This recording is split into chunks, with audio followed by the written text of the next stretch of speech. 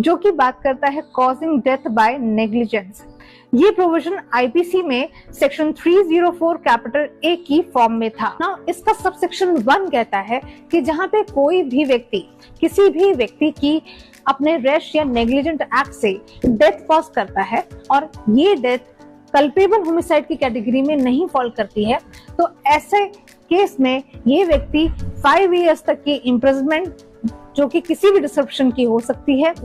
Simple या फिर rigorous, and साथ में फाइन के लिए लायबल हो सकता है। साथ में ये प्रोविजन ये भी बताता है कि जहां पे एक रजिस्टर्ड मेडिकल प्रैक्टिशनर अपने मेडिकल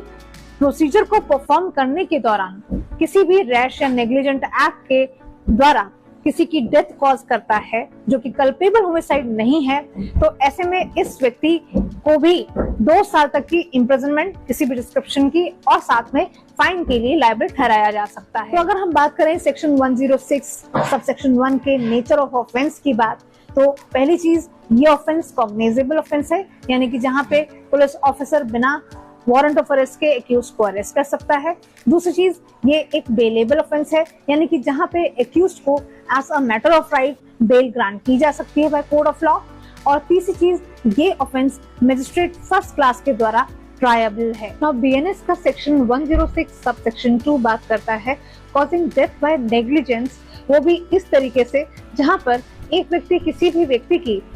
किसी व्हीकल को ड्राइव करते समय रैश एंड नेग्लिजेंट एक्ट से किसी की डेथ कॉज करता है और ये डेथ ऐसी है जो कि कल्पेबल होमिसाइड की कैटेगरी में फॉल नहीं करती है, और ऐसे में वो इस डेथ को कॉज करने के बाद उस जगह से एस्केप कर जाता है और ना ही वो इस बात की किसी पुलिस ऑफिसर को और ना ही किसी मजिस्ट्रेट को रिपोर्ट करता है। तो ऐसे केस में ये व्यक्ति ना सिर्फ 10 इयर्स तक की इम्प्रिजनमेंट, जो कि किसी भी तरीके की हो सकती है, राइगरस या फिर सिंपल,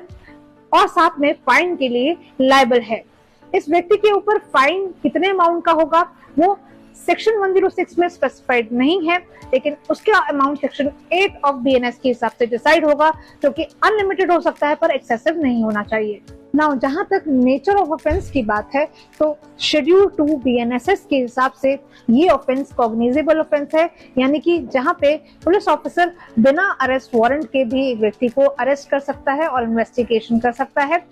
साथ में ये ऑफेंस नॉन बेलेबल ऑफेंस है, यानी कि जहां पे एक्यूज को as a matter of right bail नहीं मिलेगी, और साथ में ये ऑफेंस मजिस्ट्रेट फर्स्ट क्लास के द्वारा ट्रायबल भी है। नाउ बीएनएस के सेक्शन 106 सबसेक्शन 1 एंड 2 में जो मेजर पॉइंट ऑफ डिफरेंस है वो ये है कि सबसेक्शन 1 में अगर आप देखेंगे तो वहां पे वर्ड्स लिखे हैं कि कोई भी ऐसा एक्ट जो कि रैश या फिर नेग्लिजेंट एक्ट है, यानी कि यहाँ पे और वर्ड यूज हुआ है। अगर आप इसी को सबसेक्शन 2 में देखेंगे तो वहां पे एंड लिखा है, यानी कि रैश एंड नेग्लिजेंट एक्ट से ऐसा हुआ हो।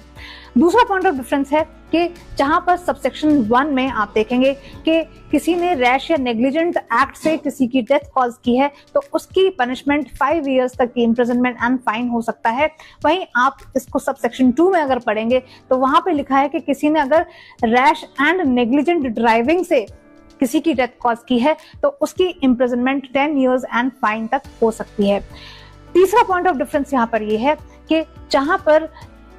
जो सबसेक्शन 1 है वहां पे एक एडिशनल बात भी कही गई है और मेडिकल प्रैक्टिशनर के बारे में कहा गया है कि अगर कोई मेडिकल प्रैक्टिशनर अपने मेडिकल प्रोसीजर को परफॉर्म करते हुए ऐसा रैश या नेग्लिजेंट एक्ट करता है तो उसकी सजा 2 साल तक जा सकती है, साथ में फाइन भी। ऐसा कोई प्रोविजन सबसेक्शन 2 में नहीं दिया हुआ है। सेक्शन 1 में अगर आप देखें तो ये अभी भी एनफोर्समेंट में है। ऑन दी अदर हैंड जो सबसेक्शन 2 है इसका enforcement for the time being government के द्वारा सस्पेंडेड है, अभी रोक दिया गया है।